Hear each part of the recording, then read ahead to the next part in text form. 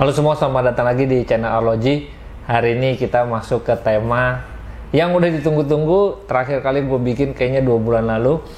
Kali ini adalah kita mau ngomongin tangkap tangan Atta Halilintar. Jadi sebelum-sebelumnya gue pernah bikin video tentang Raffi Ahmad, terus Deddy Corbuzier, terus satu lagi Raditya Dika. Nah, kali ini kita ngomongin jam tangannya YouTuber nomor 1 di Indonesia, yaitu Atta Halilintar. Pertama-tama gimana cara gue mau ngomongin jam tangan ini. Jam tangan yang gue omongin akan gue urutin dari jam tangan dia yang termurah sampai ke yang mahal. Tapi menurut gue juga, dengan pengetahuan gue yang so tau ini adalah sequence dia beli jam tangan. Dan sangat rapi banget urutan jam tangan yang dia beli, sesuai sama kebanyakan orang seharusnya beli jam tangan tuh seperti apa. Dan gue bahas ini sebenarnya dimulai pada saat dia bikin video sama Raditya Dika, di mana dia beli Rolex Submariner yang two-tone di tahun 2018. Tapi sebenarnya kalau gue lihat Instagramnya, dia udah punya jam tangan Royal Oak yang ada di tahun 2017. Tapi gue nggak yakin, karena setelah itu gue nggak pernah lihat lagi jam tangan itu dipakai sama Atta Halilintar. Jadi cuma beberapa doang yang gue bahas. Dan ini adalah 4 besar dari jam tangan. Yang pertama adalah jam tangan Submariner two-tone. Jadi seperti gue selalu bilang, kebanyakan orang kalau mau jam tangan mewah, yang pertama itu selalu Rolex dan biasanya Submariner atau GMT. Ini umum banget deh. Deddy Corbuzier juga punya, Radit juga punya, Raffi Ahmad juga punya. Ini kayak jam tangan yang harus dimilikin. Tapi kalau yang lain itu warnanya hitam, Atta tentunya beda. Dia pilih yang two-tone warna emas. Jadi kalau lu lihat videonya, sebenarnya dia milih antara Epi, terus dia juga punya cita-cita mau punya Patek di video itu, tapi akhirnya dia beli Rolex two-tone yang menurut Raffi Ahmad cocok buat dia. Nah, yang lucunya di video itu Raditya juga bilang kalau Submariner two-tone ini juga jam tangan yang dipunya sama Yanglek. Terus akhirnya Atta bilang, gue nggak mau karena sama Yanglek. Tapi ternyata dia beli jam tangan yang itu juga gitu. Ini jamnya Yanglek nih, yang pakai ini nih. Sama Submariner Gold juga. Ya, kalau gitu jangan deh. Dan gue selalu bilang nggak semua orang cocok pakai jam tangan yang warna emas. Tapi Atta Halilintar dengan rambutnya nyentrik, dandanannya juga nyentrik, pakaiannya juga berbeda, tentunya dia sah-sah aja pakai jam tangan yang warna emas. Dan apalagi dia pilih yang two-tone, jadi steel sama emas digabungin, jadi warnanya tuh nggak terlalu emas-emas banget. Dan menurut gue itu cocok banget sama karakternya dia kalau kita lihat di YouTube. Apalagi dial yang ada itu juga bukan warna emas, tapi masih warna hitam. Nah, di video sebelumnya gue nggak sebutin harga, banyak banget yang protes. Nah, di video kali ini gue akan sebutin harga dari jam tangan ini kira-kira sekitar 150 sampai 200 juta tergantung kondisi. Jadi kalau lo beli di Indonesia kemungkinan lebih mahal dari 170 juta. Jam tangan berikutnya yang kedua adalah jam tangan yang udah naik kelas lagi dibanding Submariner, yaitu jam tangan Daytona yang punya komplikasi lebih, yaitu 116523 yang gold. Kali ini dia pilih warna dialnya juga warna emas. Dan jam tangan ini sering banget kita lihat dia pakai, karena ini adalah jam tangan yang dari segi harga itu juga mengalami peningkatan dari jam pertamanya. Dari segi komplikasi juga jam tangan yang lebih canggih. Nah, Daytona ini sendiri memang jam tangan yang disukai sama kolektor juga. Bahkan ini adalah jam tangan yang pernah dijual paling mahal di lelang, yaitu sekitar 17 juta lebih atau 250 miliar, tapi yang seri Daytona.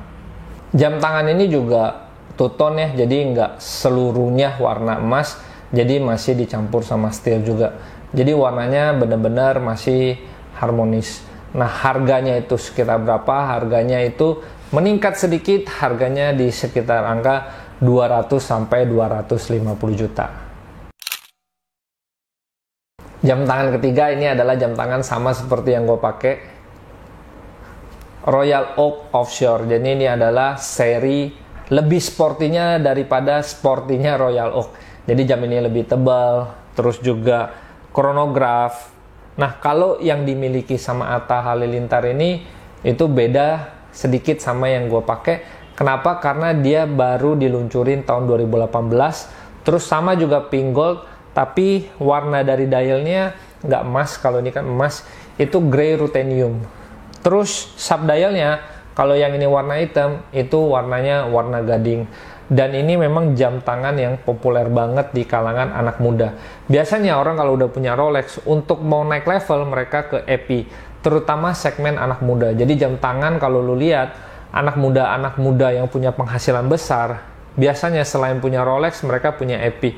Karena ini mewakili banget sporty, macho, terus juga kelihatan tangguh banget. Dan memang jam tangan ini cocok banget dipakai sehari-hari karena ketangguhannya, dan movement dari jam tangan ini juga udah nggak diragukan lagi, karena EPI itu memang merek jam tangan yang memang buat jam dengan movement-movement keren. Apalagi jam tangan ini juga merek dari Holy Trinity-nya jam tangan, yaitu Vacheron Constantin, Patek Philippe, dan Audemars Piguet. Jadi jam tangan ini mewakili banget tahapan dia beli jam tangan. Pertama dia beli Submariner yang standar, kemudian dia beli lagi Daytona yang punya komplikasi dan harga lebih tinggi. Yang ketiga lagi, consider dia upgrade merek ke EPI. Tapi semuanya itu punya benang merah yang sama, semuanya itu warnanya emas. Dia pilih warna emas. Terus kalau gua nggak salah lihat, strapnya itu adalah rubber. Jadi kalau rubber itu enaknya bisa dipakai sehari-hari dan tidak terlalu mencolok. Karena rubber hitam dengan warna yang emas, dan emasnya dia juga rada kalem, dialnya juga bukan emas, jadi masih enak banget dilihat. Dan itu termasuk jam tangan yang susah didapat. Jadi yang namanya Atta Halilintar beli EPI, yang dia pilih pun bukan EPI yang sembarangan. Jadi top banget atas pilihannya dia. Oh ya, sebelumnya gue mau ngomongin harganya dulu, ntar gue diomelin lagi. Jadi harga dari jam tangan ini 2 kali lipat dari jam tangan sebelumnya. Kalau yang pertama naik kedua naik sedikit, yang kedua naik ketiga, ini harganya 2 kali lipat. Harga dari jam tangan ini di sekitar 530 sampai 580 juta. Jadi udah double dari jam tangan dia yang sebelumnya. Lalu kita naik ke level keempat. Jadi level keempat ini adalah jam tangan yang nggak dimiliki sama Raffi Ahmad. Kalau Raffi Ahmad punya 2 atau 3 biji Audemars Piguet Royal Oak Offshore, dan yang dipilih sama Atta Halilintar juga bukan Patek Philippe sembarangan. Ini adalah Patek Philippe Nautilus 5172R. Jadi ini rose gold juga, tapi dialnya itu warna coklat fading begitu. Terus markernya itu juga dari emas. Subdialnya yang di arah jam 10.30 itu adalah power reserve-nya 50 jam. Terus untuk di jam 7-nya dan di arah sekitar jam 7-nya itu ada subdial untuk nunjukin tanggal dan moon phase-nya. Di arah jam 4 itu subdialnya untuk detiknya. Jadi jam tangan ini dilengkapi dengan alligator strap. Sebenarnya Patek Philippe ini adalah jam tangan yang dia incer daripada saat video dia pertama yang ke Rolex tadi. Kalau lu lihat videonya, sebenarnya dia ngincer Patek Philippe, cuma dia bilang, nantilah kalau subscriber gue udah keberapa gitu.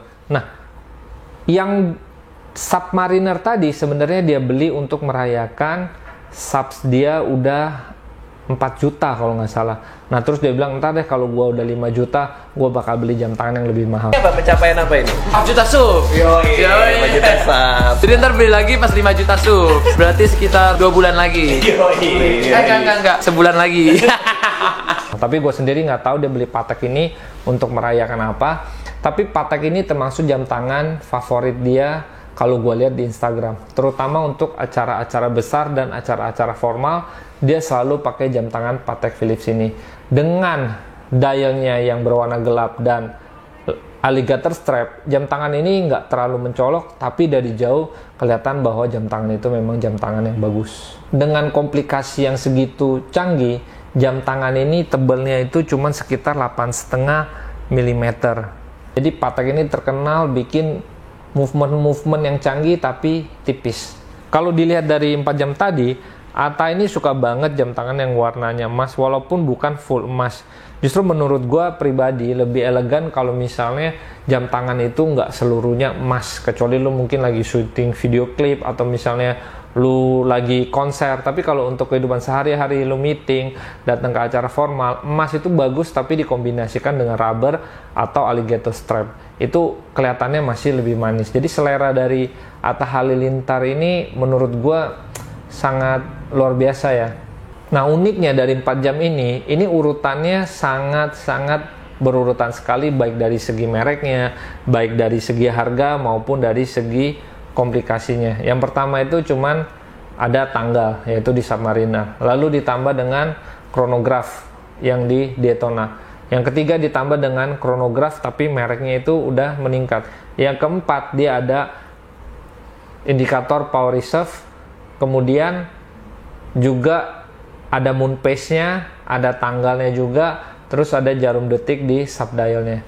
Jadi secara merek meningkat, mulai dari Rolex, EP, kemudian Patek. Dari segi komplikasi juga seperti yang tadi gue sebutkan.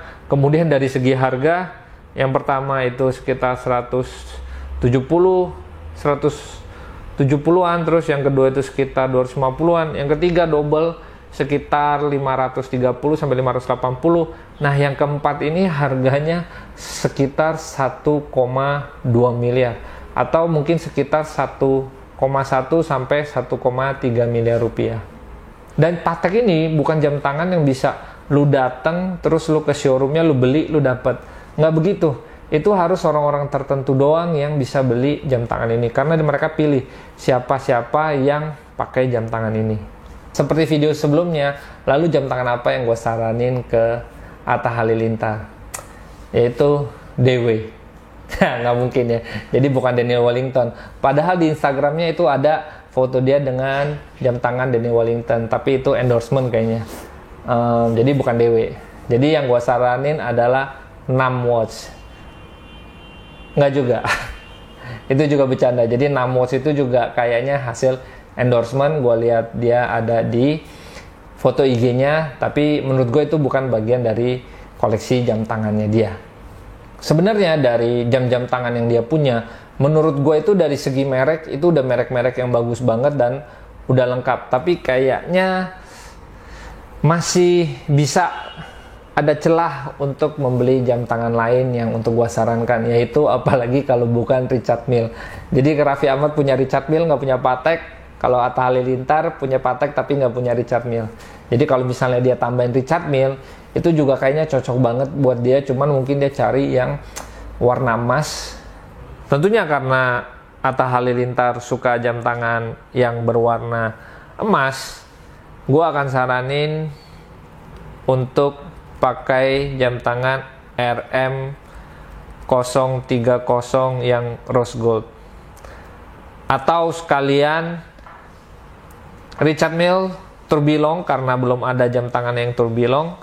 Jam tangan Richard Mille Tourbillon RM052 Sculpt Gold 02. Dari keempat jam tangan itu kalian paling suka yang mana? Silahkan tulis di kolom komentar. Kalau gue suka Patek karena Patek nggak terlalu besar dan itu akan bisa duduk manis di lengannya gue.